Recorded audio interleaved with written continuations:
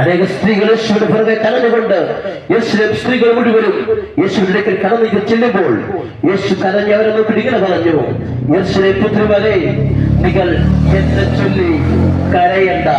ഇന്ന് പകൽ ദേശത്തോടെയാണ് പറയാം, ഇന്ന് പകൽ യേശുവിനെ പേര് പറഞ്ഞാലും കരയണ്ട, യേശുവിന് വേണ്ടി ആരും കരയണ്ട.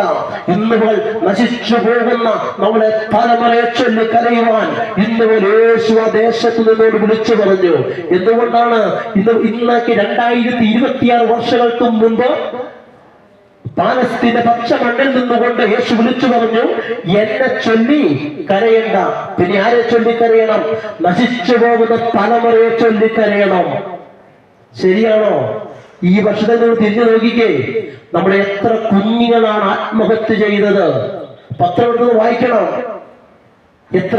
നമ്മുടെ കുഞ്ഞുങ്ങളെ എത്ര പേരാണ് മദ്യത്തിന് അടിമയാവുന്നത്, കഞ്ചാവിന് അടിമയാവുന്നത്.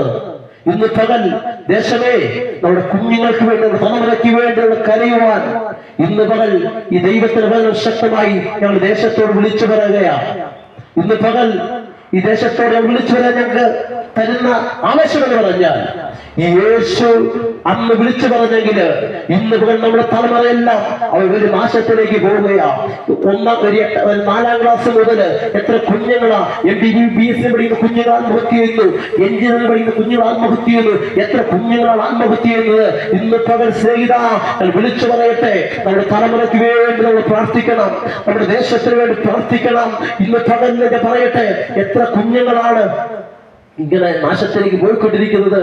അതുകൊണ്ട് പറയുക, ഇന്ന് പകൽ ഈ സുവിശേഷം ചെല്ലുന്ന സ്ഥലത്ത് ഞാൻ പറയുന്നു, ഇതുപോലെ യേശുവിനോട് പ്രാർത്ഥിക്കുമെങ്കിൽ ഒരു തലമുറ ഏറ്റവും ധന്യമായി തീരും, അവർ വിദ്യാഭ്യാസം ധന്യമായി തീരും, അവർ ഏറ്റവും ശ്രേഷ്ഠമല്ല ജോലി മേടിച്ച് അവർ നല്ല സമാധാനത്തോടെ ജീവിക്കുവാൻ വേണ്ടി, നമ്മുടെ തലമുറയ്ക്ക് വേണ്ടി പ്രാർത്ഥിക്കാൻ ഇതുപോലെ ദേശത്തോട് ഞാൻ വിളിച്ചു പറയുകയാണ്.